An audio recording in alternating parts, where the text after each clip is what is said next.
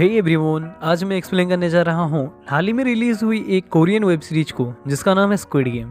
तो अगर आपने अभी तक हमारे चैनल को सब्सक्राइब नहीं किया है तो अभी से सब्सक्राइब करें और बेल आइकन को भी दबा दें, जिससे आगे आने वाली सारी वीडियोस की नोटिफिकेशन सबसे पहले पहुंच पाएगी आप तक। तो कहानी शुरू होती है सियोंग से। आज सियोंग की बेटी का बर्थडे था, तब सियोंग की मॉम उसे कुछ पैसे देती हैं ताकि सियोंग अपने बेटी को डिनर में ले जा सके। इसके बाद सियोंग काफ़ी चालाकी से उसकी मॉम की एटीएम कार्ड चुरा लेता है और सारे पैसे निकाल कर एक हॉर्स राइडिंग के जुए में लगा देता है, जिससे कि वो 4 मिलियन वोंग जीत जाता है। पर तभी वहाँ पर कुछ लोग चले आते हैं, जिन्हें देख कर सियोंग वहाँ से भागने लगता है। वो लोग सियोंग को पकड़ लेते हैं और उसे पीटते हैं। असल में सियोंग ने इन लोगों से लोन ले रखा था। अब जब सियोंग उन्हें पैसा लौटाने के लिए अपना पॉकेट चेक करता है, तब वो देखता है कि उसके पास कोई भी पैसा नहीं है। तब उसे याद आता है कि जब ये इन लोगों से बचकर भाग रहा था तब ये लड़की से जाकर टकरा गया था और शायद उसी लड़की ने इसका पॉकेट मार लिया था। फिर वो लोग सियोंग को 1 महीने का वक्त देते हैं और वहाँ से चले जाते हैं। अब सियोंग कुछ पैसे का जुगाड़ करता है और अपनी बेटी को डिनर में ले जाता है। इसके बाद सियोंग ट्रेन स्टेशन में जाता है, पर अनलकीली उसकी ट्रेन छूट चुकी थी। तब वो दूसरी ट्रेन की इंतज़ार में वहाँ पर बैठा रहता है।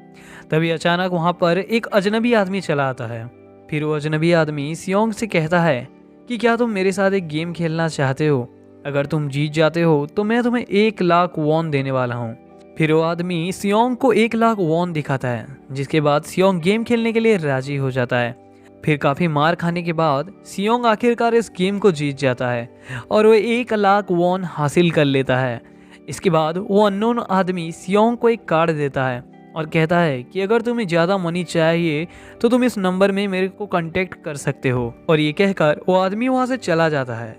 फिर सियोंग अपने घर चला आता है। तब उसकी मॉम उसे कहती है कि अगले साल तुम्हारी बेटी अपने स्टेप फादर के साथ यूएस में शिफ्ट हो रही है। यहाँ पर हमें ये पता चलता है कि सियोंग की अपनी वाइफ के साथ डिवोर्स हो चुकी है और उसकी वाइफ ने दूसरी शादी कर ली है। पर सियोंग नहीं चाहता कि उसकी बेटी उससे दूर हो जाए और यही वजह थी कि उसे काफ़ी पैसे चाहिए थे ताकि वो अपनी बेटी की कस्टडी वापस ले सके। फिर वो उस कार्ड वाले नंबर पर कॉल करता है। तब एक गाड़ी आकर उसे वहाँ से उठा लेती है। वहाँ पे बहुत सारे लोग थे और उन्हें बेहोश कर दिया जाता है। जब इनकी होश आती है तब ये लोग खुद को एक फैसिलिटी में पाते हैं जहाँ पर टोटल 465 लोग थे और इन्हें एज ए प्लेयर रखा गया था और इन सभी के ऊपर फ्रंटमैन का नज़र था। जिन सभी लोगों को वहाँ पर लिया गया था सभी ने अपनी ज़िंदगी में कर्जे ले रखे थे। तभी वहाँ पर 2 प्लेयर्स, जिनमें से लड़की का नाम सैबियोक था और लड़के का नाम था जैंग, इन दोनों के भीतर लड़ाई हो जाती है। सैबियोक वही लड़की थी जिसने सियोंग का पॉकेट मारा था। जब सियोंग सैबियोक को देख लेता है तब उसे सब कुछ याद आ जाता है। वो सैबियोक से पैसे मांगने के लिए जाता है कि तभी वहाँ पर गार्ड्स चले आते हैं। गार्ड्स ने पिंक कलर की ड्रेस पहने रखे थे और उनका मुंह अच्छी तरीके से कवर हो रखा था। वहाँ के गार्ड सभी लोगों को बताते हैं कि तुम लोगों को 6 गेम्स खेलने पड़ेंगे और जो भी इस गेम को जीत लेता है उसे काफ़ी बड़ी प्राइज मनी दिया जाएगा। इसके बाद सभी लोगों का कॉन्ट्रैक्ट साइनिंग होता है। इस कॉन्ट्रैक्ट के 3 रूल्स थे, जिनमें से सबसे पहला रूल था कि कोई भी आदमी अपने मन मर्जी गेम को छोड़कर वहाँ से जा नहीं सकता। दूसरा रूल ये था कि अगर कोई आदमी वहाँ पे गेम छोड़कर चला जाता है तब उसे एलिमिनेट कर दिया जाएगा। और तीसरे रूल के मुताबिक अगर मेजोरिटी चाहे तो वो गेम को अगर खेलना नहीं चाहता तब वो लोग वोट देकर उस गेम से बाहर निकल सकते थे। फिर सभी लोगों को वहाँ पे प्राइज मनी दिखाया जाता है, जिसके बाद सभी लोगों को पहला गेम खेलने के लिए एक जगह में इकट्ठा किया जाता है। तभी वहाँ पर सियोंग अपने स्कूल के दोस्त सैंगू को देखता है। फिर पहला गेम शुरू होता है।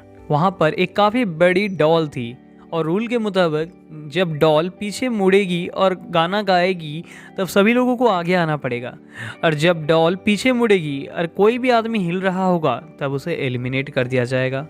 सभी लोगों को ये मजाक लग रहा था क्योंकि ये बच्चों का खेल था। पर जब एक लड़का थोड़ा सा हिल जाता है तब वो डॉल उसे गोली मार देती है और ये सब देखकर सारे लोग वहाँ पे डर जाते हैं और सभी लोग वहाँ से भागने लगते हैं। और गेम के रूल के मुताबिक कोई भी अगर हिलता है तब वो डॉल उसे गोली मार देता है। वहाँ पर काफ़ी सारे लोग मारे जाते हैं और बचे खुचे सर्वाइवर्स किसी ना किसी तरीके से इस गेम को जीत लेते हैं। और इसी तरह पहला गेम ख़त्म होता है। जो लोग भी मारे गए थे उनकी लाशों को वहाँ से हटा दिया गया था। अब जितने भी सर्वाइवर्स बचे हुए थे उनके साथ हुई इस इंसिडेंट से वो लोग काफ़ी डर गए थे। तब वो कहते हैं कि उन्हें गेम नहीं खेलना है। फिर से उन्हें प्राइज़ मनी दिखाया जाता है और कहा जाता है कि अगर सभी लोग गेम छोड़कर चले जाएंगे तो ये सारा पैसा उन मरे हुए लोगों के फैमिली को दे दिया जाएगा। फिर वहाँ पर वोटिंग किया जाता है और मेजोरिटी यही कहती है कि उन्हें गेम नहीं खेलना है। अब रूल के मुताबिक सारे लोगों को अपने अपने घर में छोड़ दिया जाता है। अब अगले दिन सियोंग पुलिस स्टेशन जाकर पुलिस को सारी बातें बताता है, पर पुलिस को उसकी बातों पर भरोसा नहीं होता। फिर पुलिस उस नंबर पे भी कॉल करती है, लेकिन वो नंबर फेक निकलता है। फिर सियोंग अपने स्कूल वाले दोस्त जिसका नाम सेंगयू था उसके पास जाता है। सेंगयू उसे बताता है कि उसने अपने सारे क्लाइंट्स के पैसों को स्टॉक मार्केट में लगाकर खो चुका है और यही वजह है कि उसे काफ़ी पैसे चाहिए। तभी सियोंग को एक कॉल आता है। उसे पता चलता है कि उसकी मॉम अस्पताल में सबमिट है। तब वो अस्पताल जाता है तो डॉक्टर उसे बताते हैं कि तुम्हारी मॉम के पैर में चोट लगी है और डायबिटीज की वजह से उनका इलाज करना नामुमकिन है। हम उनके पैर को काटने वाले हैं, पर इस ऑपरेशन के लिए काफ़ी पैसे लगेंगे। जाहिर सी बात है सियोंग के पास तो इतने पैसे थे ही नहीं।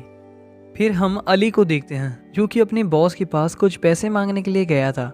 उसके बॉस उसे पैसे देने के लिए मना कर देते हैं, जिसकी वजह से उन दोनों के भीतर हाथापाई हो जाती है। तब अचानक उसका बॉस का हाथ एक मशीन में घुस जाता है और मौके का फायदा उठाकर अली वहाँ से भाग जाता है और अपनी बीवी को पैसे देकर कहता है कि तुम आउट ऑफ कंट्री चली जाओ। इधर सेबयोक एक एजेंसी में जाती है। एक्चुअली में उसे अपने मॉम को साउथ कोरिया से नॉर्थ कोरिया लाना था, लेकिन उसके पास इतने पैसे नहीं थे सिटीजनशिप के लिए। फिर हम एक पुलिस ऑफिसर को देखते हैं जिसका भाई कुछ दिनों से लापता था। तब वो अपने भाई के कमरे में जासूसी करने के लिए आता है। उस ऑफिसर को अपने भाई के कमरे में वही कार्ड मिलता है जिसको कि उसने सियोंग के हाथों में देखा था पुलिस स्टेशन में। फिर वो पुलिस ऑफिसर सियोंग के पास जाकर पूछताछ करने लगता है, पर सियोंग उसे कोई भी इन्फॉर्मेशन नहीं देता। अब जब बचे हुए सारे सर्वाइवर्स अपनी ज़िंदगी की परेशानी और पैसे की ज़रूरत से जूझ रहे थे, तब वो लोग फिर से इस गेम को खेलने का सोचते हैं। सियोंग भी अपना कार्ड वाले नंबर पे कॉल करता है। फिर वही गाड़ी दोबारा से आती है और सभी लोगों को ले जाती है। फिर अगले दिन उन्हें उनका ड्रेस और खाना दिया जाता है। फिर जब सेबयोक और उसकी फीमेल फ्रेंड टॉयलेट करने के लिए जाते हैं, तब सेबयोक जासूसी करने के लिए एयर चेंबर में घुस जाती है। तब वो देखती है कि वहाँ के गार्ड्स कुछ खाना बना रहे थे। इधर एक गार्ड को सेबयोक के ऊपर डाउट होने लगता है। तब जब वो चेकिंग करने के लिए वॉशरूम के भीतर जाता है, तब तक सेबयोक एयर चेंबर से बाहर निकल चुकी थी। फिर सारे प्लेयर्स को प्लेग्राउंड के भीतर लाया जाता है। तब वो देखते हैं कि उनके सामने दीवार पे कुछ सेफ्स बनी हुई थी। सेंगयू को इस गेम का थोड़ा नॉलेज होता है। तब वो कहता है कि सभी लोगों को एक सेफ चूज करना पड़ेगा। फिर सभी लोगों को एक एक प्लेट दिया जाता है जिसके भीतर कुछ सेफ्स बनी हुई थी। गेम के रूल के मुताबिक सभी लोगों को इन सेफ्स को अच्छे से काट कर निकालना पड़ेगा। अगर गलती से भी वो सेफ डैमेज हो जाता है तब उन लोगों को एलिमिनेट कर दिया जाएगा, यानी मार दिया जाएगा। फिर सेंगयू काफ़ी आसानी से उस सेफ को काट कर बाहर निकाल देता है, लेकिन इधर सियोंग की हालत ख़राब हो रही थी। उसे इस सेफ को काटने में काफ़ी परेशानी हो रही थी। फिर भी वो किसी ना किसी तरीके से इस गेम को जीत लेता है। अब 187 प्लेयर में से सिर्फ 108 प्लेयर ही जिंदा रह गए थे। इन्हीं प्लेयर्स के भीतर एक डॉक्टर भी होता है जो कि मरे हुए लोगों की बॉडी ऑर्गन्स निकाल कर चाइनीज़ को बेचने का काम करता था। ये काम बहुत ही प्लानिंग से चल रहा था क्योंकि फ्रंटमैन को भी इस काम के बारे में कोई भी खबर नहीं थी।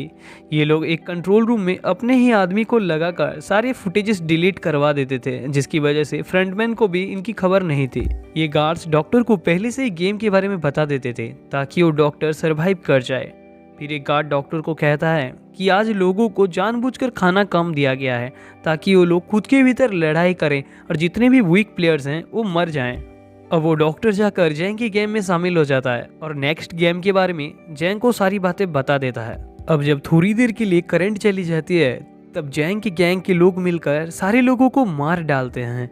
फिर जैंग सेबियोक को मारने ही वाला होता है कि सियोंग आकर उसे बचा लेता है। फिर वहां पर गार्ड्स चले आते हैं और गोलीबारी करते हैं और सभी लोगों को रोकते हैं। अब सिर्फ 80 प्लेयर्स ही जिंदा रह गए थे। फिर सभी लोगों को तीसरी गेम खेलने के लिए एक नया जगह पर लिया जाता है क्योंकि जैंग को तीसरा गेम के बारे में पता था, तो अब वो उसकी फीमेल फ्रेंड को अपनी टीम में नहीं रखती है, सिर्फ वो मर्दों को ही अपनी टीम में रखता है। फिर सियोंग भी 10 लोगों को लेकर अपना एक टीम बनाता है। असल में ये गेम था टग ऑफ वार का, यानी किसी भी टीम को अपने ओपोनेंट टीम को नीचे गिरा कर जीतना था। क्योंकि जैंग की टीम में काफ़ी स्ट्रॉन्ग लोग थे, तब वो इस गेम को आसानी से जीत रहा था। फिर बारी आती है सियोंग की टीम की। तब नंबर 1 यानी वो बूढ़ा आदमी कहता है कि उसने अपनी ज़िंदगी में काफ़ी टग ऑफ वार्स खेल रखे हैं, तो उसे पता है कि इस गेम को कैसे जीता जा सकता है। फिर ये बूढ़ा आदमी सभी लोगों को गाइड करता है, जिसकी वजह से ये लोग किसी ना किसी तरीके से इस गेम को जीत लेते हैं। दूसरी तरफ वो गार्ड्स मिलकर एक डेड बॉडी से कुछ ऑर्गन्स निकाल रहे होते हैं। इन ऑर्गन्स को डिलीवर करने जाना था गार्ड नंबर 28 और 29 को। दोस्तों, गार्ड नंबर 29 वही पुलिस ऑफिसर था जो कि अपनी भाई की तलाश करने के लिए भेष बदल कर इस फैसिलिटी में आ गया था। फिर ये दोनों गार्ड मिलकर एक किडनी की डिलीवरी करने के लिए एक टनल के रास्ते से बाहर निकलते हैं। टनल से गुजरते वक्त वो ऑफिसर देखता है कि वहाँ पे बॉम्ब्स लगे हुए थे, तब वो इस बारे में गार्ड नंबर 28 को पूछता है। तब वो गार्ड बताता है कि जब हम लोग इस टनल को पार कर जाएंगे तब इस टनल को ब्लास्ट करवा दिया जाएगा। अब जब वो ऑफिसर ज़्यादा पूछताछ करता है तब गार्ड नंबर 28 को उसके ऊपर शक हो जाता है। फिर वो गार्ड उस ऑफिसर को अपना चेहरा दिखाने के लिए कहता है। तब वो ऑफिसर अपना चेहरा दिखाता है और अपने भाई के बारे में उस गार्ड को पूछता है। वो ऑफिसर चालाकी से उस गार्ड के मुंह में गन तान देता है, जिसकी वजह से उस गार्ड को सारी इन्फॉर्मेशन देना पड़ता है। वो कहता है कि तुम चाहो तो हमारे लीडर यानी फ्रंटमैन के रूम में जाकर सारे रिकॉर्ड चेक कर सकते हो। ये इन्फॉर्मेशन पाते ही वो पुलिस ऑफिसर उस आदमी को मार गिराता है। दूसरी तरफ वो डॉक्टर एक गार्ड को नेक्स्ट गेम के बारे में पूछता है। तब वो गार्ड बताता है कि उस गेम के बारे में उन्हें नहीं पता है। इस बात पर गुस्सा होकर वो डॉक्टर उस गार्ड के साथ हाथापाई करता है। फिर वो डॉक्टर वहाँ से भागने की कोशिश करता है। फिर वो गार्ड और ये डॉक्टर एक प्लेग्राउंड में पहुँच जाते हैं। फिर वो गार्ड और डॉक्टर को अपनी बातों में फंसाकर मारने ही वाला होता है कि तभी वहाँ पर फ्रंटमैन चला आता है और उस गार्ड को गोली मार देता है। फिर फ्रंटमैन उस डॉक्टर को भी मार डालता है। फिर उन लोगों को गार्ड नंबर 28 की डेड बॉडी मिलती है। तब फ्रंटमैन को पता चलता है कि उनकी फैसिलिटी में कोई अजनबी आदमी घुस चुका है। इधर वो ऑफिसर चुपके से फ्रंटमैन की कैबिन में चला आता है। फिर उस ऑफिसर को वहाँ पे काफ़ी सारी रिकॉर्ड्स मिलती हैं, जिनमें कि विनर्स के नाम शामिल थे। तब वो देखता है कि विनर की लिस्ट में उसका भाई का नाम भी शामिल था। इसका मतलब उसका भाई भी इस फैसिलिटी में पहले रह चुका था। इधर सारे प्लेयर्स को एक जगह में बुलाया जाता है और उन्हें उनका पार्टनर चुनने के लिए कहा जाता है। फिर सभी लोग अपना अपना पार्टनर चुन लेते हैं। फिर वहाँ के गार्ड सभी लोगों को 10-10 मार्बल्स देते हैं। इस गेम का रूल था कि एक प्लेयर को अपने दूसरे पार्टनर से सारे मार्बल्स लेने पड़ेंगे बगैर कोई जबरदस्ती किए, और जो आदमी जिसके पास मार्बल्स नहीं रहेंगे उन्हें एलिमिनेट कर दिया जाएगा, यानी मार दिया जाएगा। फिर सेंगू अली के साथ ऑड और इवन का गेम खेलता है। अली काफ़ी चालाकी से इस गेम को खेलता है और सेंगू के सारे मार्बल्स कलेक्ट कर देता है। अब सेंगू के पास सिर्फ एक ही मार्बल होता है। सेंगू जान जाता है कि अब वो मरने वाला है। तब वो अली को अपनी बातों में फंसाकर ये भरोसा दिलाता है कि अगर हम में से कोई भी इस गेम को हार जाता है तब उन लोगों का रीमैच करवाया जाएगा।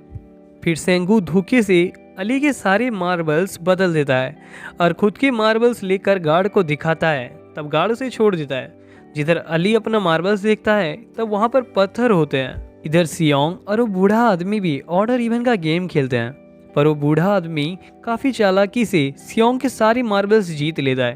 पर आखिर में वो भूल जाता है कि उसने क्या चूज़ किया था, जिसकी वजह से सियोंग उसके सारे मार्बल्स जीत लेता है। पर वो बूढ़ा आदमी काफ़ी चालाक होता है। उसने अपने पास एक मार्बल छुपा कर रखा हुआ था। इसके बाद वो बूढ़ा आदमी पागलों की तरह इधर उधर घूमने लगता है। फिर सियोंग उसे रिक्वेस्ट करता है कि और एक बार मैच खेलते हैं।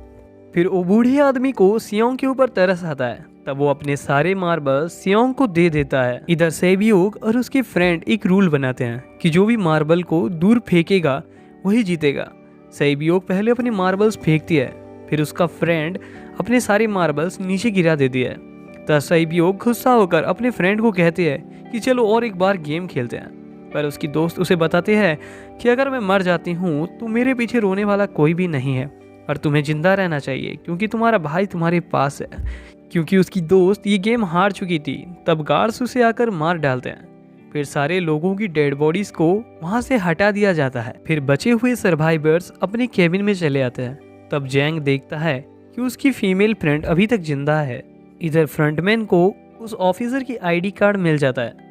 तब उसे पता चलता है कि वीआईपीज वहाँ पर आ चुके हैं। तब वो वीआईपीज को लेने के लिए बाहर चला जाता है। फिर वीआईपीज की आने की खबर वो अपने हेड को जाकर बताता है। इन लोगों का हेड कौन था ये हम आगे जानने वाले हैं। अब सभी प्लेयर्स को 5वीं गेम खेलने के लिए एक कमरे में ले जाया जाता है जहाँ पर 1 से लेकर 16 तक कपड़े थे। फिर सभी लोग अपने लिए एक एक नंबर चूज कर लेते हैं, पर आखिर में सियोंग रह जाता है। अब आखिर में सियोंग को नंबर 1 या फिर नंबर 16 में से किसी एक नंबर को चूज करना था। तब वो बहुत कंफ्यूज हो जाता है, क्योंकि अगर वो नंबर 1 लेता है तब उसे गेम के बारे में कुछ भी नहीं पता, या फिर वो इस गेम का शिकार बन जाए।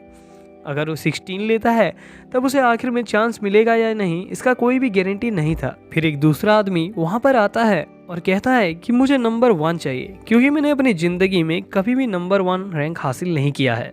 फिर सभी लोगों को गेमिंग रूम में लाया जाता है। इस गेम के रूल के मुताबिक दिए गए टाइम के भीतर इन लोगों को एक ब्रिज को क्रॉस करके दूसरी तरफ जाना था। ये ब्रिज 2 टाइप के कांचों से बनी हुई थी, एक था टेम्पर्ड ग्लास और दूसरा नॉर्मल ग्लास। अगर ये लोग नॉर्मल ग्लास पे अपना पैर दे देते हैं तब ये नीचे गिरकर मरने वाले थे। फिर गेम शुरू होता है और एक के बाद एक लोग मरने लगते हैं। फिर एक टाइम भी आता है जब जैंग रास्ते में ही रुक जाता है, वो आगे नहीं बढ़ रहा होता है। तब उसकी फीमेल फ्रेंड जिसको कि उसने धोखा दिया था वो उसके सामने चली आती है।